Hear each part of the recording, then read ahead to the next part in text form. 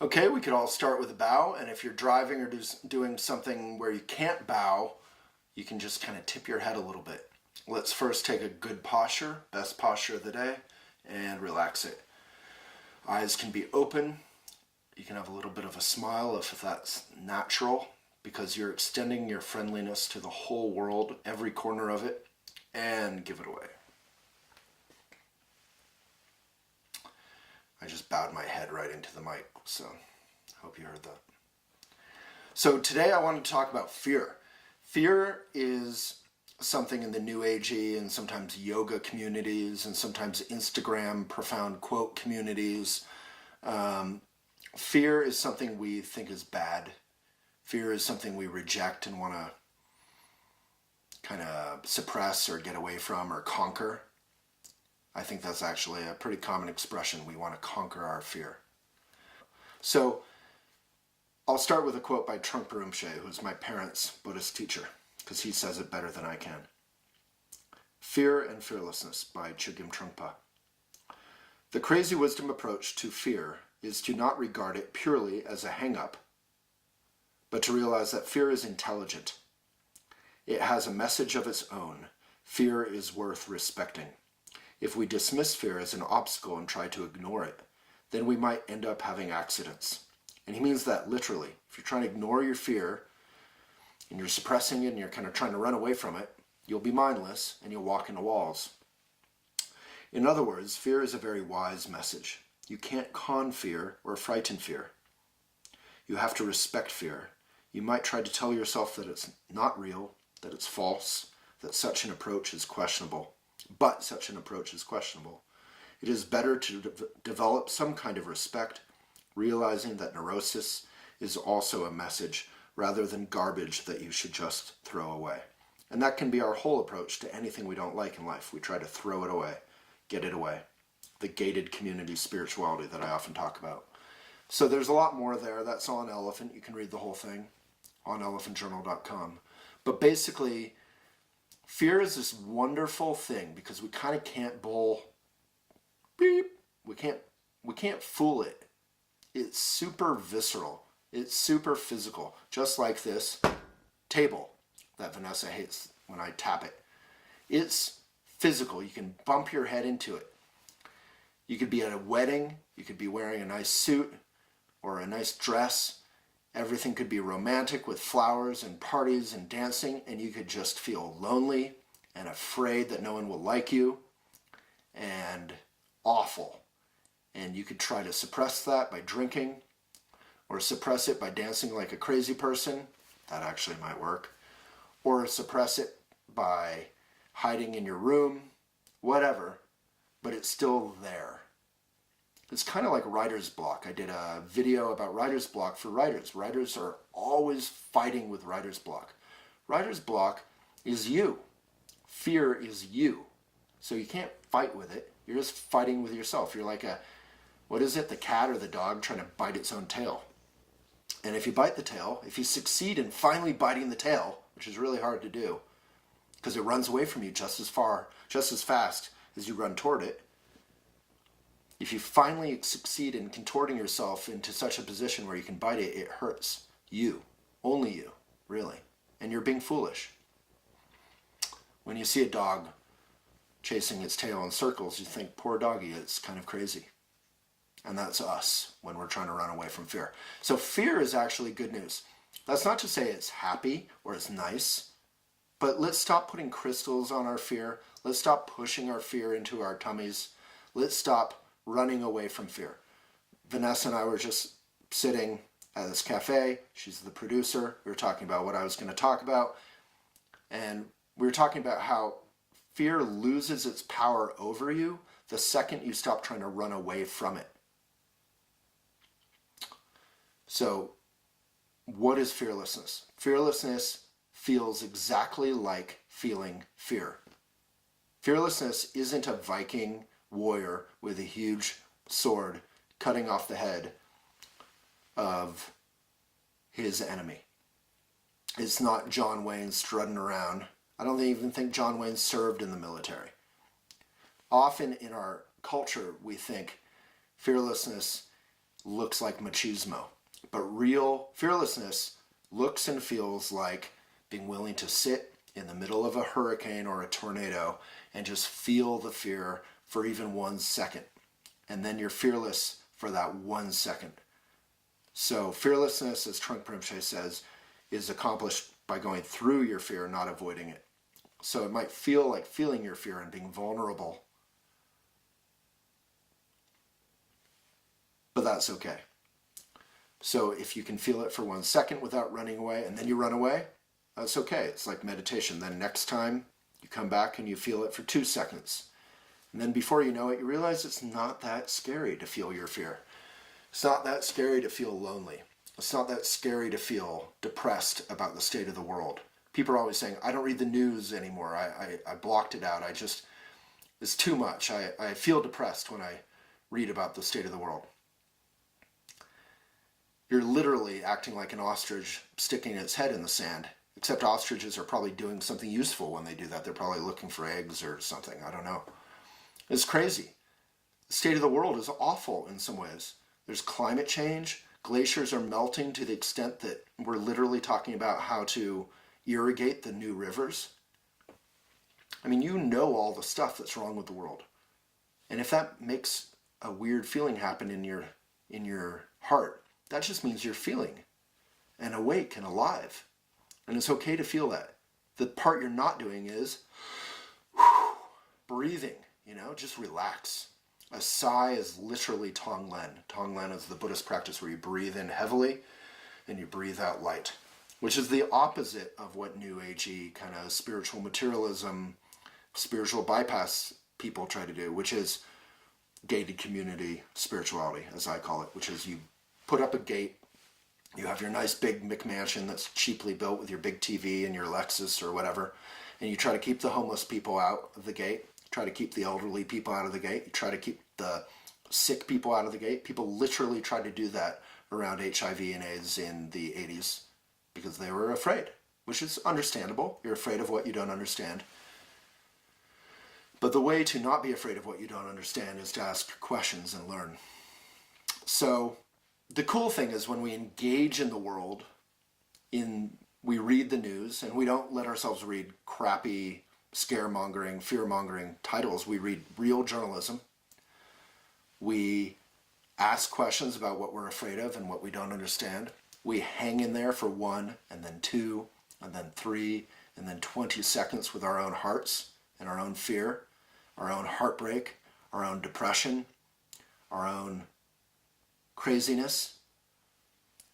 The cool thing that happens is we feel the genuine heart of sadness. That's not a term I coined, that's from Trungpa Rinpoche. The genuine heart of sadness. He has this beautiful poem where he says, the warrior, and the warrior is not, again, an aggressive person, but a woman or a man who allows themselves to be brave and to serve for the benefit of others. So the warrior is someone who allows himself to feel fear and be brave through that and serve others. The cool thing that happens is you have no shield anymore, so you feel everything in your heart. You feel the whole world. Imagine just opening yourself up to the whole world and no longer feeling fear about that. At that point, you're Vajra. In Buddhism, we call that Vajra, invincible. You're not invincible because you're tough, you're invincible because you're open, and there's nothing for anything in the world to hit in you because you're wide open. So that's also what then happens is compassion spontaneously manifests, and compassion is now usually talked about as empathy, this direct connection between you and others. I've been dumped and disappointed and brokenhearted, and therefore I can relate to you when you're brokenhearted or sad. And maybe you're brokenhearted or sad because you dropped your coffee and broke a mug and embarrassed yourself in front of a cafeteria of friends. It doesn't have to be the same experience. You can relate to anybody for any reason, high or low, big or small, left or right, up or down, in or out, black or white, foreign or local, any kind of anything. You can relate to anyone. You can relate to animals. You suddenly care about everyone. You care about blades of grass. You care about plastic. So suddenly you become this like environmentalist, not out of some ideology, but because you care about the earth. And that's not a liberal thing. There's plenty of old school farmers and grounded individuals all over the world who are probably conservative, who care about their land and care about one another and care about their loved ones and care about people they don't know.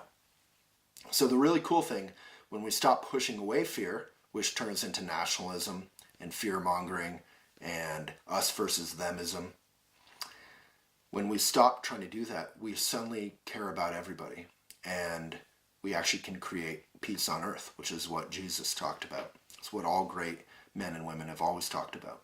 All great men and women all come to the same conclusion, which is compassion or empathy.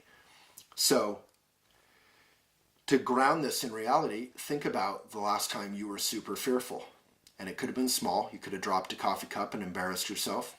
You know, one of our biggest nightmares as a species is being naked in front of our friends, right? Oh my God, I'm naked in front of my school.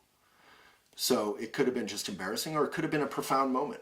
I always think of this one time I was at this wedding at a castle in Sweden with a famous yoga friend, and I was making friends and I was popular and I had a cool suit. I kind of just talked about it earlier in this little talk.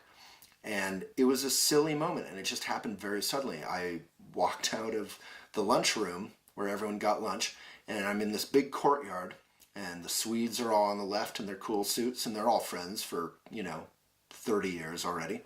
And on the right, there's all the other group from Aruba, and then I'm like standing in the middle of this huge courtyard being like, I don't know where to go. And I already knew people in both groups, but I don't know. I just, there's the language and I don't know. I didn't know where to go. And suddenly I was like, I don't know what to do. And then you have that moment of, I'm standing in front of everybody kind of awkwardly, like clearly like not knowing where to go. And that's embarrassing. So suddenly I went from like 60 to 0. I went from relaxed and kind of confident and having a good time to like, oh my God, I'm alone with 300 people in a castle. And it's like you're in the incredibly privileged, exciting, fun situation. I'd never traveled outside the US really before in my life. And suddenly you're in hell, So it doesn't matter if you're rich or, privileged or whatever. Nobody is immune to fear. So you got to deal with this. And the cool thing is, if rich and poor, if we all relate to our own fear, we'll all be more compassionate and less aggressive toward ourselves and toward others. So anyway, I took the third option, which I'm proud of to this day. I went to the other side of the castle by the lake, sat down by myself, very conspicuously. Nobody was there, but I felt conspicuous, and I sat on the steps and I enjoyed a wonderful meal, and people came over and talked to me. And it was like a moment of just like, it's okay to be alone, even in a crowd of beautiful people. So that's the big conclusion for all challenges in life that have to do with fear or neurosis or stress, is just breathe and relax and get present. And the way we can do that isn't theoretical, that isn't listening to a podcast or watching a video, is begin your day with a couple minutes of meditation, a bow, which reminds you to be of benefit, that everything you're doing in your day is to be of benefit. And then at the end of the day, a couple minutes of meditation and another bow. And if you've heard that before, it's because that is where all the stuff stops being theoretical and stops being kind of BS, There's so many podcasts and so many videos and so many books. Back in the 70s or 60s, I think they had like one Buddhist book total in all of the US. It was like the Buddhist Bible by some Princeton professor or something. Some of you know more about it than I do. Now we have kabillions, right? We have all these people saying profound stuff all the time. The other day I turned on Lewis Howe's Respect, and he had some like dude on the show who was saying 95, by the time we're 30 years old, 95% of all of our reactions to everything are pre-programmed. And you're like, luckily I had the Buddhist path that I grew up with. You're like, this dude is making stuff up. If 95% of your reactions to everything were pre-programmed, you'd be walking into walls all the time. The world is so spontaneous in changing, and no matter how unhappy or neurotic or fearful we are forced to be present. Buddhism says enlightenment is as simple as seeing a red light and stopping. That doesn't mean you're fully enlightened, but it means that if you see a wall and you see another wall, and in between you see a door with a handle, and you decide to grab the handle and turn the door open, that means you're somewhat present. You're not totally pre-programmed. Maybe you assume the door will work a certain way and get surprised when it doesn't, and that's when we wake up. So often when we wake up, it's feeling that moment of shock or fear. So again, we don't want all of this to just be theoretical. Just that's the blessing of fear. As Trungpa Rinpoche says, you can't strategize your way around fear. This podcast is not about that, or this video. This is about simply facing the music. Look at the man or the woman in the mirror and feel your own heart, and remember to get present in a practical way, to stop running away.